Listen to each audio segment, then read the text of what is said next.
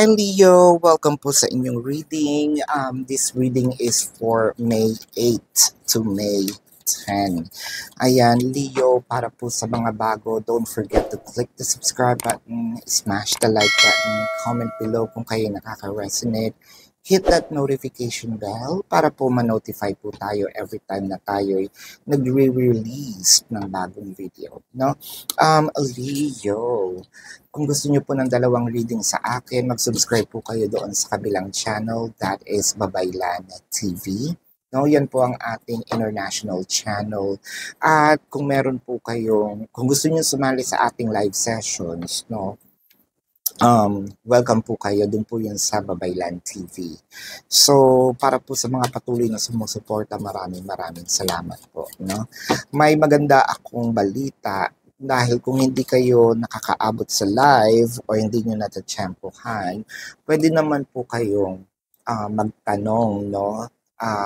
Dito sa video na ito, sa comment section, as long as yung question nyo po is answerable by yes or no.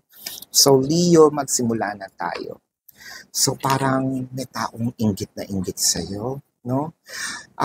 Parang feeling niya lahat ng bagay na kukuha mo pero siya hindi. Siguro, I don't wanna say yet, no? Pero itong taong to malapit sa'yo. Parang feeling ko dito, lalo na kapag nakaka-angat-angat tayo sa buhay. Ultimo yata yung pag, yung damit mo, tinitignan, no?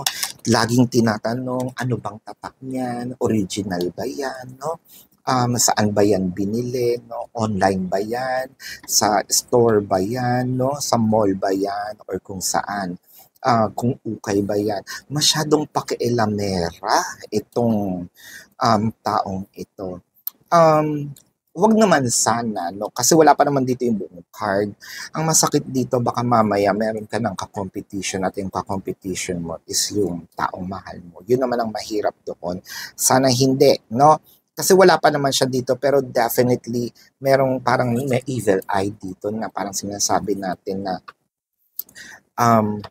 parang wini-wish din nito na hindi ka umunlad, na parang ego, kumbaga. Ikaw naman, wala ka namang ginagawa kasi kung may blessing na dumadating, tatanggihan ba? Diba hindi naman? At saka parang feeling ko dito, kung nag-start ka ng business, no, kahit maliit man yan, parang sinasabi, hindi naman yan ang uunlad, no? Nako, inggit talaga ang dumadaloy, no, sa dugo nitong taong ito.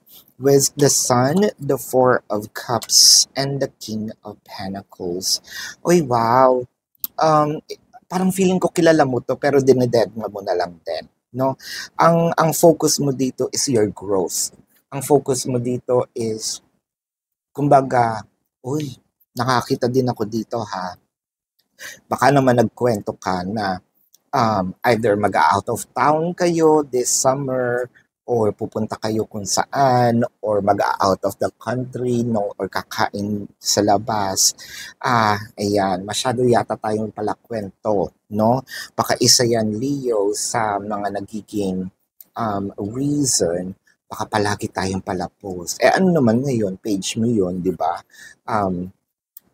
Sinishare mo lang naman kung ano yung experience mo. Pero iba kasi yung dating no? Iba yung dating sa kabila. With the Hierophant, the Ace of Pentacles, and the Nine of Swords, nagigil tong taong to, lalo na kapag tumutulong ka. I hope that this is also, katulad nga sinabi ko, hindi sana ito yung taong karelasyon mo na kapag tumutulong ka sa immediate family mo na parang ang daming sinasabi. I think kung ito man ito, no, parang binibigay din naman niya, sabi niya okay lang, pero deep inside, parang sinasabi ng person mo na, ayoko kasi yung ganun eh. Pero wala kasi siyang magawa din.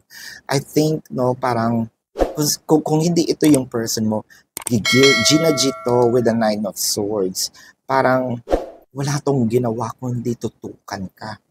No? Chine-check ang social media mo, pwede pa nga itong nagpapanggap na friend mo. no? Na yung kapitbahay mo with the King of Cups, the Ace of Wands, and the Ten of Cups. Yung iba sa inyo, feeling ko ex to, no? Siguro yung ex mo sinisiraan ka. That's for sure. Yung iba dito, sana wala naman, no?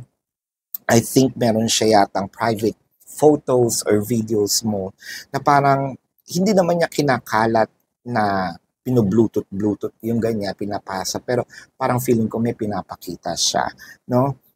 Sa mga close friends niya, which is hindi maganda yung kumbaga yung hindi niya tanggap, no, yung ex mo hindi niya tanggap.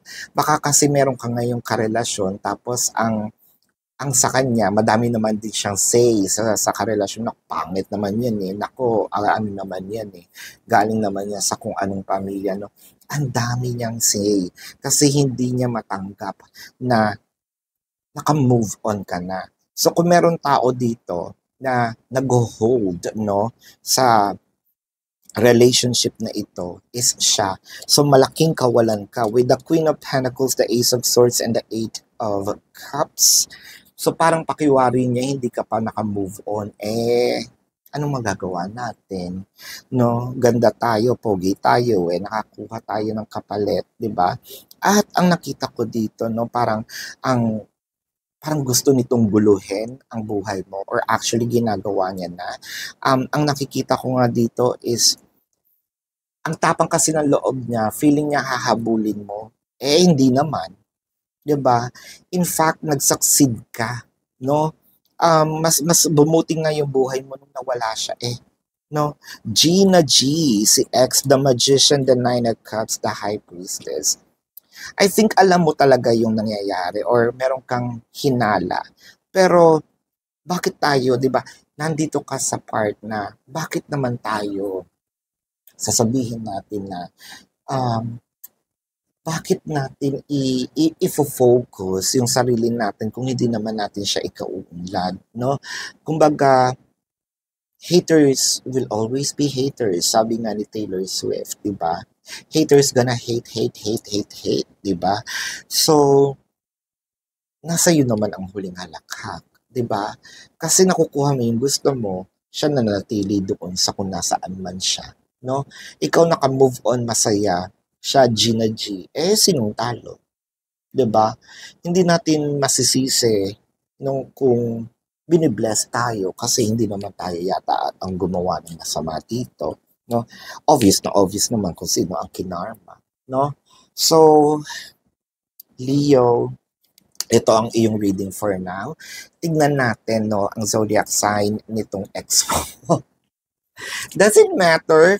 So, probably this is their sun sign or it could be their placement in their chart. Now, I'm seeing water placements. I'm seeing Sagittarius. Leo is also here. Pisces is also here. Taurus is here. Cancer, Scorpio is here. So, this is your reading, Leo. Again, para po sa mga bago, wag po natin kalimutan mag-subscribe sa channel. Click that like button, comment below kung kayo nakaka-resonate. Hit that notification bell. And love and light. Namaste. See you po sa susunod na reading. Goodbye.